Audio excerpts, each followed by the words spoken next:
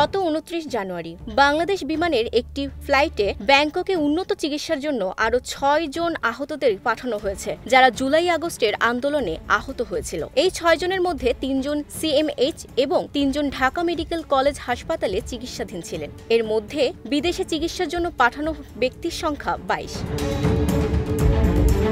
আহতদের মধ্যে মোহাম্মদ ইসরাফিল, যিনি বাম হাতে গুলিবিদ্ধ হয়েছিলেন, তার নার্ভ এবং হাড়ের মারাত্মক ক্ষতি হয়েছে। তাকে বিশেষ রোবোটিক ফিজিওথেরাপির জন্য থাইল্যান্ডে নেওয়া হচ্ছে। রোমান ঢালি ও তাহসান হোসেনের পিঠে লেগে তাদের স্পাইনাল কর্ডে ইনজুরি হয়েছে, যার ফলে তারা হাঁটাচলা করতে পারছেন না। তাদেরও রোবোটিক ফিজিওথেরাপির প্রয়োজন, তাই তাদেরকেও পাঠানো হচ্ছে।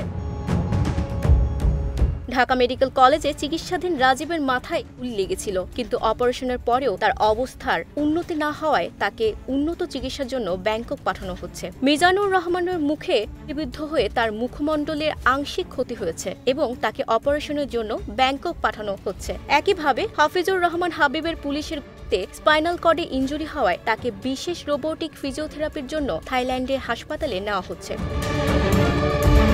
এছাড়া গতকাল চোখের চিকিৎসার জন্য ইমরান হোসেন ও মহিউদ্দিনকে সিঙ্গাপুর পাঠানো হয়েছে এবং এর আগে সিঙ্গাপুরে চিকিৎসার জন্য ৭ জনকে পাঠানো হয়েছিল। এই পদক্ষেপগুলো আহতদের জন্য নতুন আশার আলো এনে দেবে এবং তাদের চিকিৎসা দ্রুত কার্যকরভাবে সম্পূর্ণ হবে।